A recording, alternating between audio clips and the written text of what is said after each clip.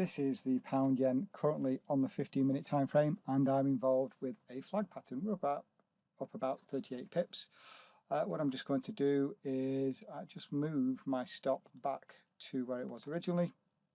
38 pips, we're up there, looking for this 127 extension for around 70 pips or so. So I'm going to go ahead here and do the high time frame analysis. This is the second time I have to do the video because the first video got corrupted. So I'm going to go ahead here now and start off with the higher time frame analysis. As usual, get a bearing on what the market is doing. And if I'm completely honest, on the daily time frame, there is just nothing here for me. So what I'm going to do is just put a structure level at the lows. We never reached those lows, and you can see we're currently just today making our way higher. So no higher time frame analysis here. Going to the 240. What I am going to do in this instance is I'm going to move that structure level up to the close of the candles and to the very low of the wick, and then just get an idea of what's been going on the 4 hourly. And you can see that we have some structure here, here, here, a little bit here as well at the top, here, here and here.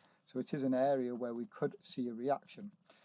So what happened? Well, we saw this lovely pin bar down here and this great big bullish momentum candle. And with these big momentum candles, we sometimes see a retracement as the market has run out of steam, and then we sometimes see the continuation. So as I drop down the time frames here, go down to the 60, we'll be able to see this a little clearer. I'm just going to draw out the trend. So we had a move lower, a pullback, a move lower, a pullback, a move lower, and then here, this directional move, we violated the most recent outside return, therefore no longer in trend. So we came to a structure level, we held it, and we broke trend to the upside. So this is enough confirmation for me now to start looking for a flag and looking for that extension, that 127 extension. And you can see in the last hour, the 9 o'clock candle for me was a beautiful, very strong bullish candle where we closed right at the very top here. So I'm going to drop down to the 15-minute. This trade could have actually been up to a 9-to-1 reward to risk, believe it or not. But I didn't quite get my optimum entry, and also I wanted to give this a little bit of breathing room because of a psychological number. So, I've got just over a 2-to-1. It could have easily been a 4-to-1 though, but a little bit late because it was on the 5-minute. So here on the 15-minute, what do we have? Well, we have a swing in the market.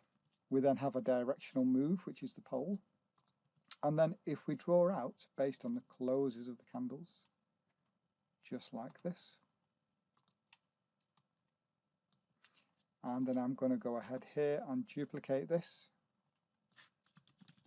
and then move it down. We're going to be looking for 4 touches. 1, 2, 3 and 4. Now you may ask, why did I not get involved right at this point? I could have got involved right down at the bottom here, and I'm going to show you how. So I'm going to put 2 structure levels on, one at the close of the candles, one at the low of the wicks. So that is our structure zone. Remember guys, as per the educational material, within channels, this is where you're really going to see those double tops and double bottoms. That's where they occur. For me personally, the most common, and they're great to use as entries. So do we have any structure at this zone? Well, yes, we do. We have an area here that's been respected. 1, 2, 3, 4 here. And a lovely great big test just there.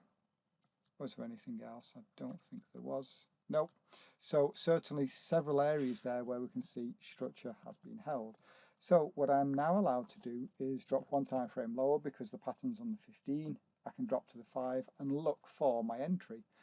Now in this instance it gave a classic retest before we saw the breakout right there.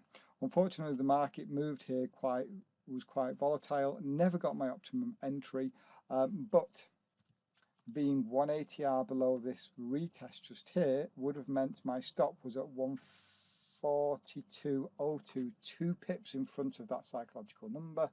and I always like to be behind psychological numbers, so I went 5 pips behind it. So that dramatically altered the reward to risk. If I had my stop 5 pips further that way, this would have been a 3.5 to 1 reward to risk, but I wanted that extra security.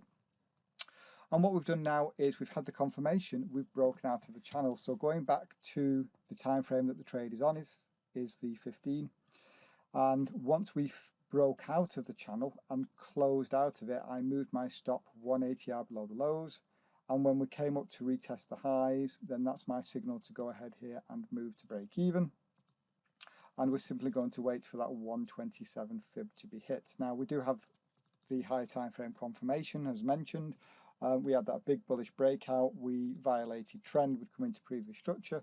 So what I'm really looking for here now is I'm hoping we're going to see this this bullish move continue, and we're going to come up to that 127 fib, which if you look at is just 3 pips before the 14300 psychological number, so another psychological number. So we'll come back to this trade and see if we can get those targets hit.